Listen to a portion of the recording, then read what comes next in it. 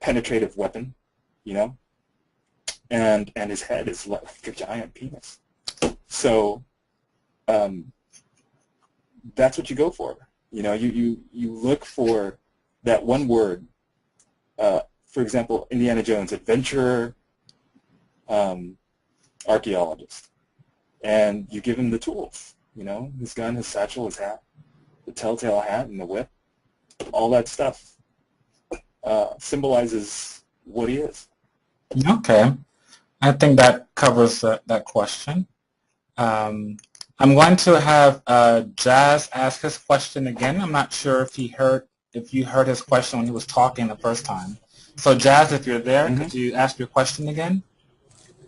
Yes, my question was, what would you suggest to help newcomers strengthen their rendering skills? I'm assuming a final render with the character colored in and everything would be important. Sure. Character design. Yeah. I mean, are there any books or websites that you would direct newcomers to? Yeah, actually, I would. Scott Robertson's DVDs on materials are really good. They're not fancy. It's really just him with cubes and spheres and things like that, using markers and pencils. But it'll give you quite a good polish.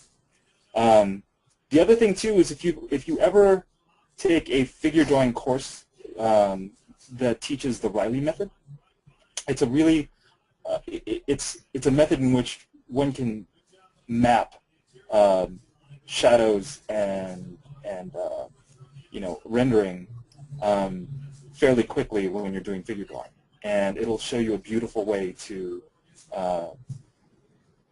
render these objects. It's just good old-fashioned drawing. You know, I often tell that to my students. I mean, a bunch of students now, especially since they've been relying on Photoshop rather than traditional media, I've never learned that sort of skill. So, you know, constant drawing from life plus those things that I pointed out will help a lot. And also, you know, if you're near any good atelier school that teaches good figure drawing and good landscape painting, just traditional skills like that. Now, I'm not talking about sort of the fruity stuff that you might learn in college or whatever. I'm talking about people that know how to do traditional art. That's also very helpful. Okay, thank you, Carlo, for that. No problem. We'll move on to the next question. I believe it's from Norman Lee. So, Norman, if you're there, I'm going to unmute you so you can talk. Hello? Hey, Norman. Hey, Norman. Hi. My question was, in your video demo, you only completed the head of the alien character. Sure. Would that be enough to show a director, or would you have to go ahead and resolve the rest of the body as well? In this case, for the initial pitch, since it's a Mass Effect kind of character, yeah, that might be enough because it's very likely that the uniform is already designed. But oftentimes, I mean, just to give you an idea, I can do that in about 2 hours. It was funny, like just trying to talk and draw at the same time, and not having students to talk to you while you're vibing actually slowed me down. I was like, what's going on here? I'm used to the energy of having the students around. But normally, I take it to, say, this level of render right here. Can you see that? Can you see that okay? Yeah. You know, stuff like this. This is sort of like how far I resolve things. Let's take a look. Here we go. You know, and for example, this is sort of something that I haven't painted all the details in, but it's enough, you know, for them to go on. Whereas, you know, a character like this one's a bit more resolved, right? But yeah, it really depends. If you're dealing with producers in movies, for example, a lot of the times you will have to do a really tight rendering, and that's often involving maybe doing a ZBrush or a Moto model and then painting over that. But for that particular demo, since Mass Effect really is just a bunch of talking heads as far as designs go, and the bodies are all fairly similar. That would be sort of the initial pitch for that. Okay, thanks a lot. No problem. There's a question from Stefan Nakatutskasa. I hope I didn't butcher your name too badly. Stefan, if you're there, could you say hello? Hello. Hi, Stefan. It's Stefan. Hello. My question is, I wanted to know how much information they gave you to design a character in your game company. For example, they give you lots of the back history, or you have to create a lot of that on your own. Okay.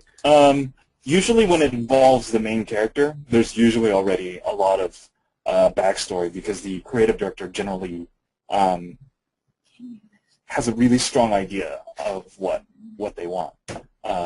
I mean, I'm sure if you're dealing with a character like Solid Snake, then he has a very I wouldn't say complex, but fleshed out backstory, and so that's a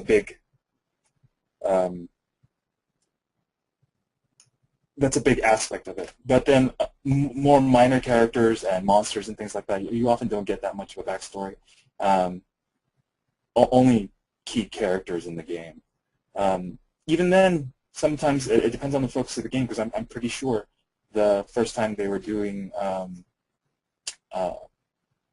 Samus from Metroid, they didn't have much of a backstory, and it's something that developed from there.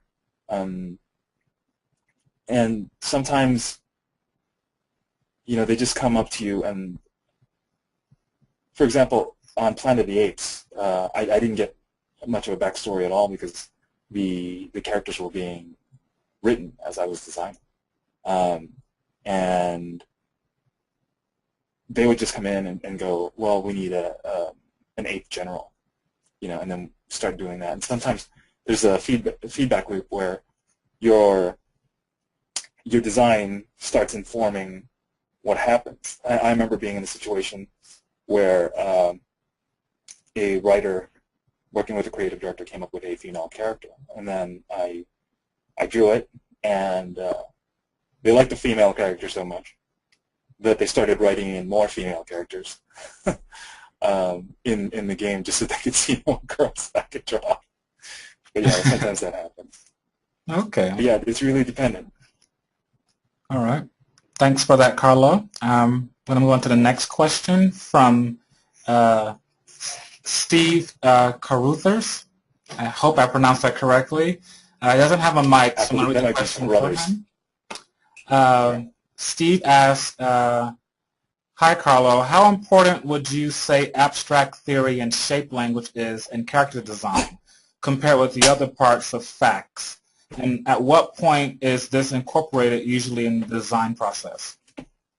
Okay, it's okay to have it's pretty good to have that background, but really it's all about storytelling. Okay, and there's certain things are true. Let's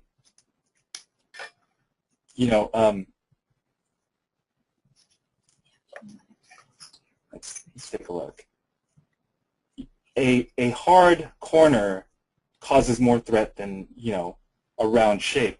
That's why when you're looking at, say, the towers in Lord of the Rings, then they're threatening because they have these sharp edges, right? I mean, let's do, say, a quick alien creature, right? So if I start off with kind of this round shape, and then another round shape, and then sort of like a little more bubble